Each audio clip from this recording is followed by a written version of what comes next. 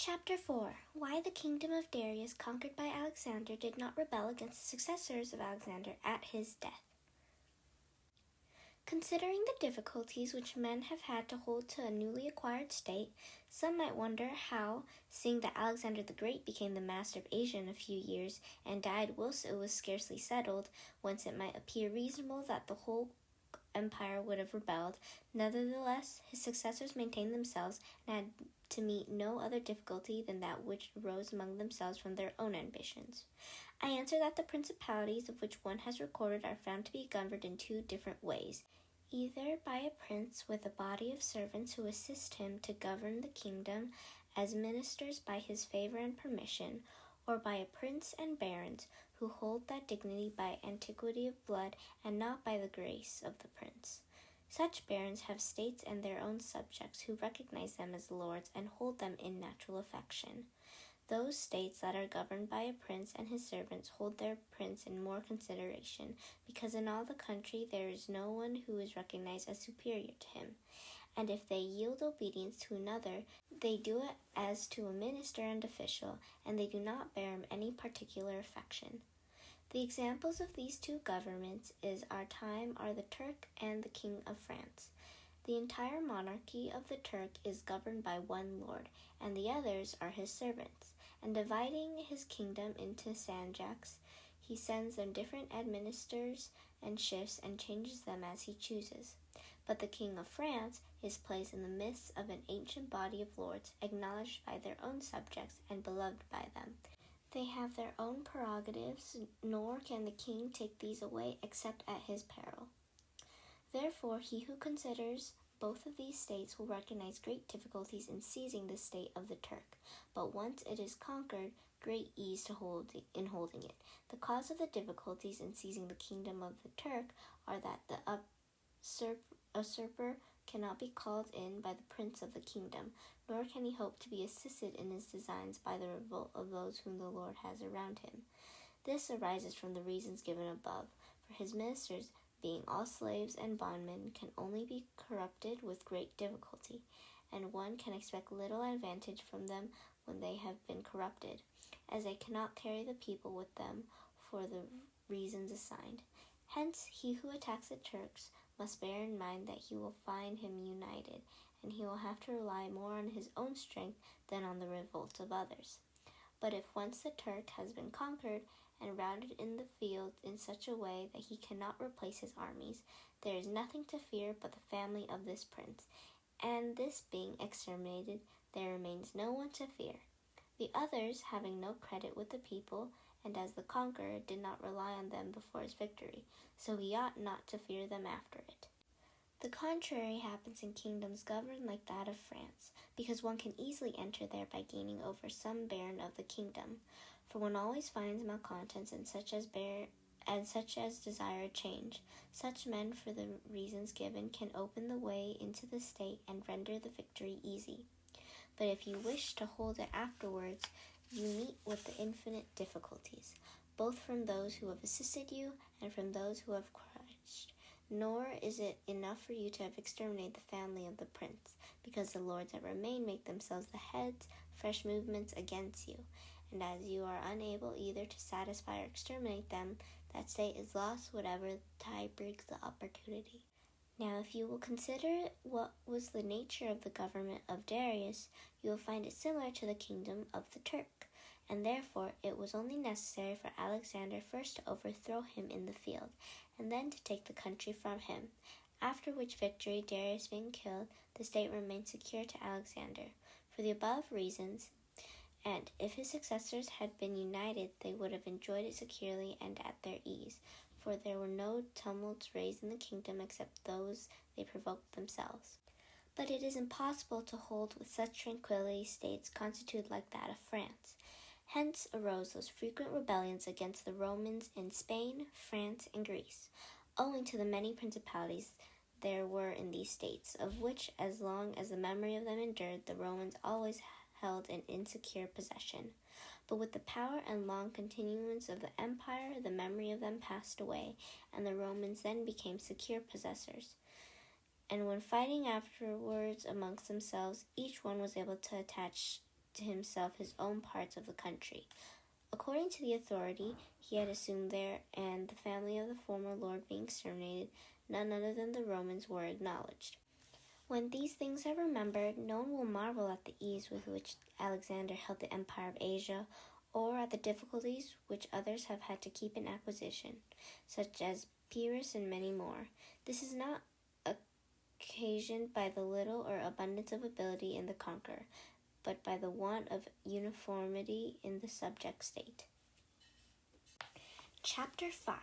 Concerning the way to govern cities or principalities which lived under their own laws before they were annexed.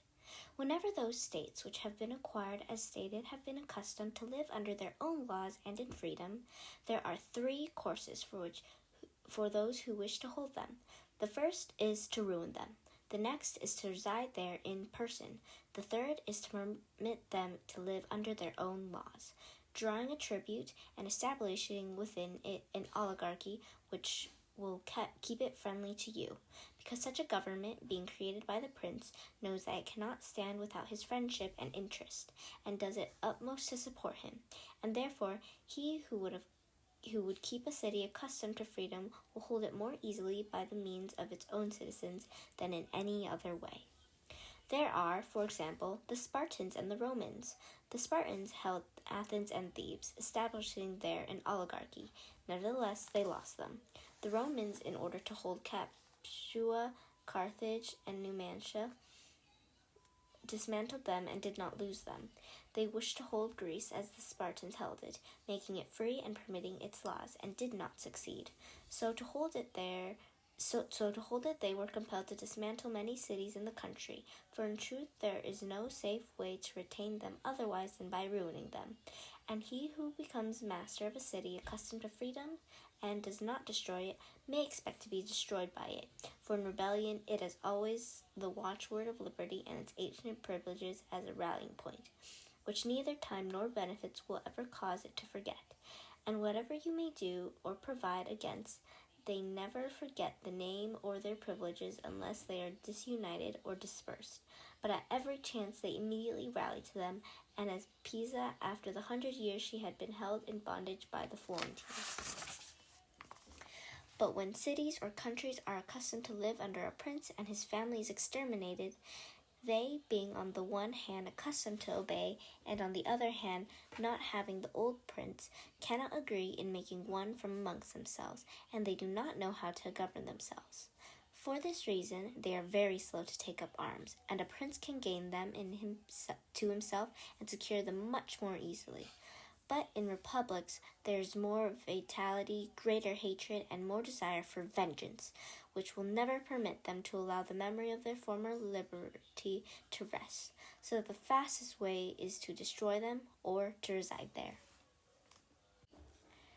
Chapter 6. Concerning new principalities which are acquired by one's own arms and ability. Let no one be surprised if, in speaking of entirely new principalities, as I shall do, to adduce the highest examples both of prince and of state, because men, walking almost always in paths beaten by others, and following by imitation their deeds, are yet unable to keep entirely to the ways of others or attain to the power of those they imitate. A wise man ought always to follow the paths beaten by great men, and to imitate those who have been supreme, so that if his ability does not equal theirs, at least it'll savor it. Let him act like the clever archers, who, designing to hit the mark which yet appears too far distant, and knowing the limits to which the strength of their own bow attains, take aim much higher than the mark, not to reach by their strength or arrow to so great a height, but to be able with the aid of so high an aim to hit the mark they wish to reach. I say, therefore, that in entirely new principalities, where there is a new prince, more or less difficulty is found in keeping them, accordingly as there is more or less ability in him who has acquired the state. Now, as the fact of becoming a prince from a private station presupposes either ability or fortune, it is clear that one or other of these will mitigate in some degree many difficulties. Nevertheless, he who has relied least on fortune is established the strongest.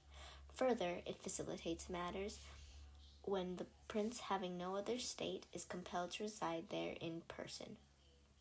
But to come to those who by their own ability and not through fortune have risen to be princes, I say that Moses, Cyrus, Romulus, Theseus, and such like are the most excellent examples. And although one may not discuss Moses, he having been a mere executor of the will of God, yet he ought to be admired, if only for that favor which made him worthy to speak with God. But in considering Cyrus and others who have acquired or founded kingdoms, all will be found admirable, and if their particular deeds and conduct shall be considered, they will not be found inferior to those of Moses, although he had so great a preceptor. And in examining their actions and lives, one cannot see that they owed anything to fortune beyond opportunity, which brought them the material to mold into the form which seemed best to them. Without that opportunity, their powers of mind would have been extinguished, and without those powers, the opportunity would have come in vain. It was necessary, therefore, to Moses that he should find the people of Israel in Egypt enslaved and oppressed by the Egyptians, in order that they should be disposed to follow him so as to be delivered out of bondage. It is necessary that Romulus should not remain in Alba, and that he should be abandoned at his birth, in order that he should become king of Rome and founder of the fatherland. It was necessary that Cyrus should find the Persians discontented with the government of the Medes soft and effeminate through their long peace. Theseus could not have shown his ability had he found the Athenians dispersed. These opportunities, therefore, made those men fortunate, and their high ability enabled them to recognize the opportunity whereby the country was ennobled and made famous. Those who by valorous ways become princes, like these men, acquire principality with difficulty, but they keep it with ease. The difficulties that they have in acquiring it rise in part from the new rules and methods which they are forced to introduce to establish their government and its security. And it ought to be remembered that there is nothing more difficult to take in hand, more perilous to conduct, or more uncertain in success than to take the lead in the introduction of a new order of things, because the innovator has for enemies all those who have done well under the old conditions, and lukewarm defenders in those who may do well under the new. This coolness arises partly from fear of the opponents who have the laws on their side, and partly from the incredulity of men who do not readily believe in new things until they have had a long experience of them. Thus it happens that whenever those who are hostile have the opportunity to attack, they do it like partisans, whilst the others defend lukewarmly in such wise that the prince is endangered along with them. It is necessary, therefore, if we desire to discuss this matter thoroughly, to inquire whether these innovators can rely on themselves or have to depend on others. That is to say, whether to consummate their expertise, have they to use prayers or can they use force? In the first instance, they always succeed badly and never compass anything. But when they can rely on themselves and use force, then they are rarely endangered. Hence it is that all armed prophets have conquered, and that unarmed ones have been destroyed. Besides the reasons mentioned, the nature of the people is variable, and whilst it is easy to persuade them, it is difficult to fix them in that persuasion. And thus it is necessary to take such measures that, when they believe no longer, it may be possible to make them believe by force. If Moses, Cyrus, Theseus, and Romulus have been unarmed, they could not have enforced their constitutions for long, as happened in our time to Fra Girolamo Savonarola, who was ruined with his new order of things immediately the multitude believed in him no longer, and he had no means of keeping steadfast those who believed, or of making the unbelievers to believe. Therefore, such as these have great difficulties in consummating their expertise, for all their dangers are in the ascent, yet with ability they will overcome them. But when these are overcome, and those who envied them their success are exterminated, they will begin to be respected, and they will continue afterwards powerful, secure, honored, and happy. To these great examples I wish to add a lesser one. Still it bears some resemblance to them, and I wish to suffice me for all of a like kind. It is Hydra of Syracuse. This man rose from a private station to be Prince of Syracuse, nor did he either owe anything to fortune but opportunity. For the Syracusans, being oppressed, chose him for their captain. Afterwards he was rewarded by being made their prince. He was of so great ability, even as a private citizen, that one who writes of him says he wanted nothing but a kingdom to be a king. This man abolished the old soldiery, organized the new, gave up old alliances, made new ones, and as he had his own soldiers and allies on such foundations, he was able to build an edifice. Thus, whilst he had endured much trouble in acquiring, he had but little in keeping. Chapter 7. Conquering new principalities which are acquired either by the arms of others or by good fortune. Those who solely by good fortune become princes from being private citizens have little trouble in rising, but much in keeping atop. They have not any difficulties on the way up because they fly, but they have many when they reach the summit. Such are those to whom some state is given either for money or by the favor of him who bestows it, as happened to many in Greece, and in cities of Iowa and of the Hellespont, where princes were made by Darius in order that they might hold the cities both for his security and his glory, as also were those emperors who by the corruption of the soldiers from being citizens came to empire. Such stand simply elevated upon the goodwill and the fortune of him who has elevated them. Two most inconstant and unstable things. Neither have they the knowledge requisite from the position, because unless they are men of great worth and ability, it is not reasonable to expect that they should know how to command, having always lived in a private condition. Besides, they cannot hold it, because they have not forces which they can keep friendly and faithful.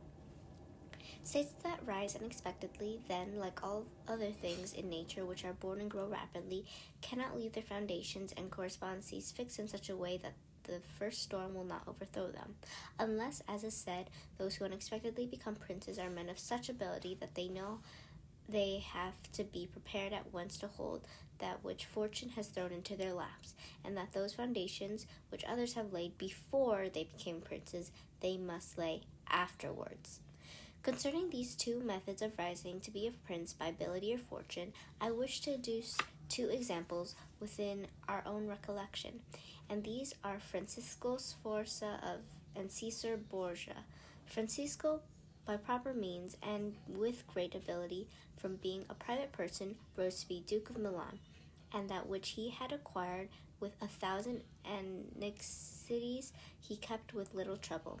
On the other hand, Caesar Borgia, called by the people Duke Valentino, acquired his state during the ascendancy of his father, and on its decline he lost it, notwithstanding that he had taken every measure and done all that ought to be done by a wise and able man to fix firmly his roots in the states which the arms and fortunes of others had bestowed on him. Because, as I stated above, he who has not first laid his foundations may be with great ability to lay them afterwards, but they will be laid with trouble to the architect and danger to the building. If, therefore, all the steps taken by the Duke be considered, it will be seen that he did solid foundations for his future power, and did not consider it superfluous to discuss them, because I do not know what better precepts to give a new prince than the example of his actions, and if his dispositions were of no avail, that was not his fault, but the extraordinary and extreme malignity of fortune.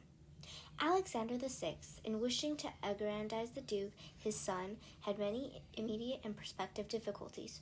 Firstly, he did not see his way to make him master of any state that was not a state of the Church, and he was willing to rob the Church. He knew that the Duke of Milan and the Venetians would not consent, because Faenza and Rimini were already under the protection of the Venetians. Besides this, he saw the arms of Italy, especially those by which he might have been assisted, in hands that would fear the aggrandizement of the Pope, namely the Orsini and the Colonnesi and their following. It behoved him, therefore, to upset the state of affairs and embroil the powers, so as to make himself securely master of part of their states. This was easy for him to do, because he found the Venetians, moved by other reasons, inclined to bring back the French into Italy. He would not only not oppose this, but he would render it more easy by dissolving the former marriage of King Louis. Therefore the king came to Italy with the assistance of the Venetians and the consent of Alexander. He was no sooner in Milan than the Pope had soldiers from him for the attempt on the Romagna, which yielded to him on the reputation of the king. The Duke, therefore, having acquired the Romagna and beaten the Colonnesi, while wishing to hold that and to advance further, was hindered by two things. The one, his forces did not appear loyal to him, and the other, the goodwill of France. That is to say, he feared that the forces of the Orsini which he was using would not stand to him, that not only might they hinder him from winning more, but might themselves seize what he had won, and that the king might also do the same. Of the Orsini he had a warning when, after taking Fuenza and attacking Bologna, he saw them go very unwillingly to the attack, and as to the king, he learned his mind when he himself, after taking the Duchy of Urbino, attacked Tuscany, and the king made him desist from the undertaking. Hence the Duke decided to depend no more upon the arms and the luck of others. For the first thing, he weakened the Orsini and Colonnesi parties in Rome by gaining to himself all their adherents who were gentlemen, making them his gentlemen, giving them good pay and according to their rank, honoring them with office and command in such way that in a few months all attachment to the factions was destroyed and turned entirely to the Duke. After this, he waited an opportunity to crush the Orsini, having scattered the adherents to the Colonna house. This came to him soon, and he used it well, for the Orsini, perceiving at length that the aggrandizement of the Duke and the Church was ruin to them, called a meeting of the Bioni in Perugia. From this sprung the rebellion at Urbino and the tumults in the Romagna, which endless dangers to the Duke, all of which he overcame with the help of the French. Having restored his authority, not to leave it at risk by trusting either to the French or other outside forces, he had recourse to his wiles, and he knew so well how to conceal his mind that by the mediation of Signor Pagolo, whom the Duke did not fail to secure with all kinds of attention, giving him money, apparel, and horses, the Orsini were reconciled, so that their simplicity brought them into his power at Sinigalia. Having exterminated the leaders and turned their partisans into his friends, the Duke laid sufficiently good foundations to his power, having all the Romagna and the Duchy of Urbino, and the people now beginning to appreciate their prosperity. He gained them all over to himself, and as this point of worthy of notice and to be imitated by others, I am not willing to leave out. When the Duke occupied Romagna, he found it under the rule of weak masters, who rather plundered their subjects than ruled them, and gave them more cause for disunion than for union, so that the country was full of robbery, quarrels, and every kind of violence. And so, wishing to bring back peace and obedience to authority, he considered it necessary to give it a good governor. Thereupon he promoted Messer Ramiro d'Orco, a swift and cruel man, to whom he gave the fullest power. This man in a short time restored peace and unity with the greatest success. Afterwards the Duke, was not advisable to confer such excessive authority, for he had no doubt but that he would become odious, so he set up a court of judgment in the country under a most excellent president, wherein all cities had their advocates, and because he knew that the past severity had caused some hatred against himself, so to clear himself in the minds of the people and gain them entirely to himself, he desired to show that if any cruelty had been practiced, it had not originated with him, but in the natural sternness of the minister. Under this pretense he took Ramiro, and one morning caused him to be executed and left on the piazza of Cesena with the block and a bloody knife at his side. The barbarity of this spectacle caused the people to be at once satisfied and dismayed. But let us return whence we started. I say that the Duke find himself now sufficiently powerful and partly secured from immediate dangers by having armed himself in his own way, and having in a great measure crushed those forces in his vicinity that could injure him, if he wished to proceed with this conquest, had next to consider France, for he knew that the king, who too late was aware of his mistake, would not support him, and from this time he began to seek new allies and temporize with France in the expedition which she was making towards the kingdom of Naples against the Spaniards who were besieging Gaeta. It was his intention to secure himself against them, and this he would have quickly accomplished had Alexander lived. Such was his line of action as to present affairs, but as to the future he had to fear, in the first place, that a new successor to the church might not be friendly to him, and might seek to take from him that which Alexander had given to him. So he decided to act in 4 ways. Firstly, by exterminating the families of those lords whom he had despoiled, so as to take away from the pretext from the Pope. Secondly, by winning to himself all the gentlemen of Rome, so as to be able to curb the Pope with their aid, as has been observed. Thirdly, by converting the college more to himself. Fourthly, by acquiring so much power before the Pope should die that he could by his own measures resist the first shock. Of these 4 things, at the death of Alexander, he had accomplished 3. For he had killed as many of the disposed lords as he could lay hands on, and few had escaped. He had won over the Roman gentlemen, and he had the most numerous party in the college. And as to any fresh acquisition, he intended to become master of Tuscany, for he already possessed Persia and Piombino, and Pisa was under his protection. And as he had no longer to study France, for the French were already driven out of the kingdom of Naples by the Spaniards, and in his way both were compelled to buy his goodwill, he pounced down upon Pisa. After this, Lucca and Siena yielded at once, partly through hatred and partly through fear of the Florentines, and the Florentines would have had no remedy had he continued to prosper. As he was prospering the year that Alexander died, for he had acquired so much power and reputation that he would have stood by himself and no longer have depended on the luck and the forces of others, but solely on his own power and ability. But Alexander died 5 years after he had first drawn the sword. He left the Duke with the state of Romagna alone, consolidated with the rest of the heir between 2 most powerful hostile armies, and sick unto death. Yet there were in the Duke such boldness and ability, and he knew so well how men are to be won or lost, and so firm were the foundations which in so short a time he had laid, that if he had not had those armies on his back, or if he had been in good health, he would have overcome those difficulties. And it is seen that his foundations were good, for the Romagna awaited him for more than a month. In Rome, although but half alive, he remained secure, and whilst Baglioni and Vitelli and Orsini might come to Rome, they could not effect anything against him. If he could not have made Pope with him whom he wished, at least the one whom he did not wish would not have been elected. But if he had been in sound health at the death of Alexander, everything would have been different to him. On the day that Julius II was elected, he told me that he had thought of everything that might occur at the end of his father, and had provided a remedy for all, except that he had never anticipated that when the death did happen, he himself would be on the point to die.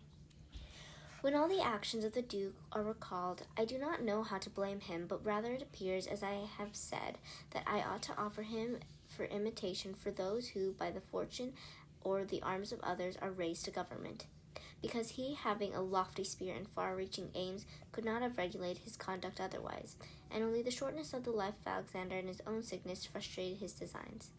Therefore, he who considers it necessary to secure himself in his new principality, to win friends, to overcome either by force or fraud, to make himself beloved and feared by the people, to be followed and revered by the soldiers, to exterminate those who have power or reason to hurt him, to change the old order of things for new, to be severe and gracious, magnanimous and liberal, to destroy a disloyal soldiery and to create a new, to maintain friendship with kings and princes in such a way that they must help him with zeal and offend with caution, cannot find a more lively example than the actions of this man. Only can he be blamed for the election of Julius II, in whom he made a bad choice, because, as is said, not being able to elect a pope to his own mind, he could have hindered any other from being elected pope, and he ought never to have consented to the election of any cardinal whom he had injured, or who had cause to fear him if they became pontiffs. For men injure either from fear or hatred.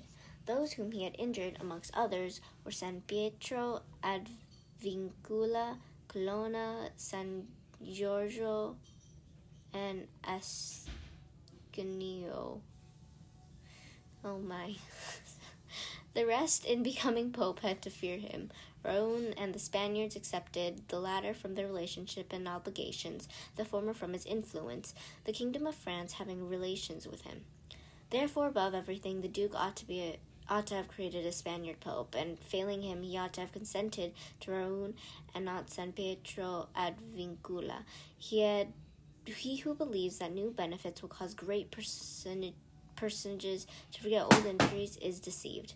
Therefore the Duke erred in his choice, and it was the cause of his ultimate ruin. I am so sorry for butchering those names. I'm trying, but oh man.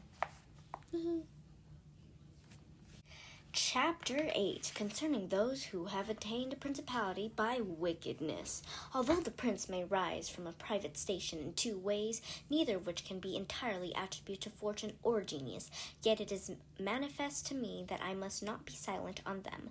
Although one could be more copiously treated when I discuss republics, these methods are when, either by some wicked or nefarious ways, one ascends to the principality, or when by the favor of his fellow citizens a private person becomes the prince of his country. And speaking of the first method, it will be illustrated by two examples, one ancient and the other modern, and without entering further into the subject, I consider these two examples will be suffice those who may be compelled to follow them.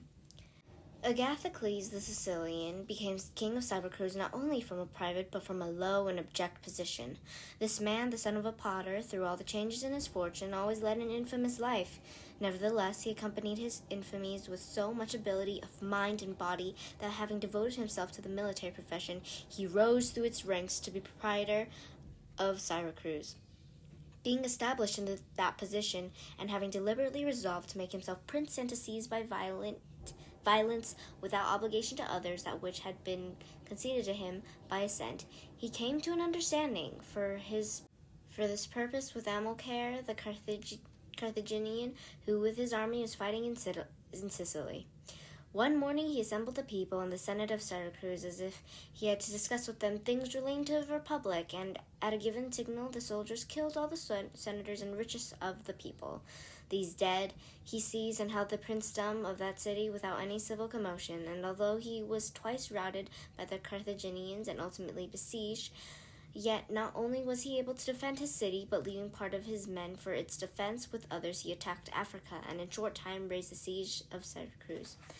The Carthaginians, reduced to extreme necessity, were compelled to come to terms with the Agathocles, and leaving Sicily to him, had to be content with the possession of Africa. Therefore, he who considers the actions and the genius of this man will see nothing or little which can be attributed to fortune, inasmuch as he attained preeminence, as is shown above, not by the favor of any one, but step by step in the military profession, which steps were gained with 1,000 troubles and perils, and were afterwards boldly held by him with many hazardous dangers. Yet it cannot be called talent to slay fellow citizens, to deceive friends, to be without faith, without mercy, without religion. Such methods may gain empire, but not glory. Still, if the courage of Agathocles in entering into the extricating himself from dangers be considered, together with his greatness of mind in enduring and overcoming hardships, it cannot be seen why he should be esteemed less than the most notable captain. Nevertheless, his barbarous cruelty and inhumanity with infinite wickedness did not permit him to be celebrated among the most excellent men. What he achieved cannot be attributed to either fortune or genius. In our times, during the rule of Alexander VI, Alivroto the Fermo, having been left an orphan many years before, was brought up by his maternal uncle Giovanni Fogliani in the early days of his youth, sent to fight under Pagolo Vitelli, that, being trained under his discipline, he might attain some high position in the military profession. After Pagolo died, he fought under his brother Vitelloso, and in very short time, being endowed with wit and vigorous body and mind, he became the first man in his profession.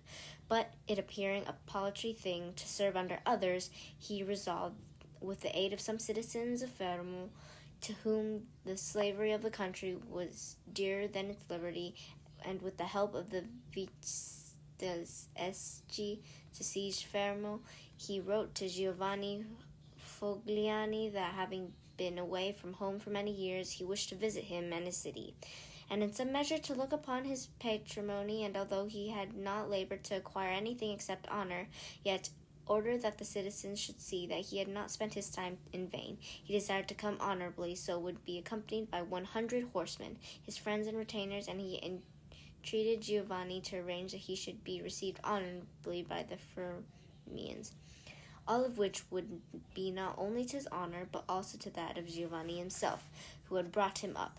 Giovanni, therefore, did not fail in any attentions due to his nephew, and he caused him to be honorably received by the Fermians, and he lodged him in his own house, where, having passed some days, and having arranged what was necessary for his wicked designs, Alverotto gave a solemn banquet, to which he invited Giovanni, Fogliani, and the chiefs of Fermo.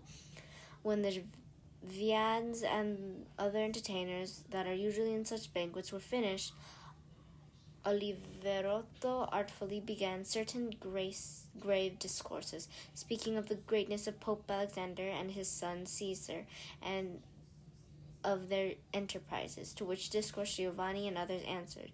But he rose at once, saying that such matters ought to be discussed in a more private place, and he betook himself to a chamber, whither Giovanni and the rest of the citizens went in after him.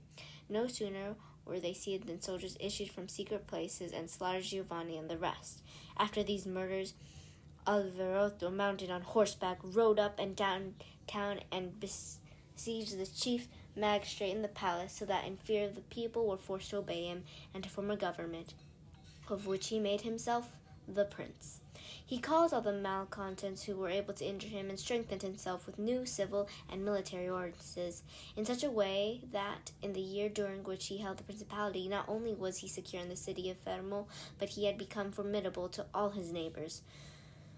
And his destruction would have been as difficult as that of Agathocles if he had not allowed himself to be overreached by Caesar Borgia, who took him with Orsini and Vitelli at Sinigalia. As was stated above, thus 1 year after he had committed his parricide, he was strangled together with Vitelloso, whom he had made his leader in valor and wickedness. Some may wonder, how can it happen that Agathocles and his like, after infinite treacheries and cruelty, should live for long secure in his country and defend himself from external enemies, and never be compromised against his own citizens, seeing that many others by means of cruelty have never been able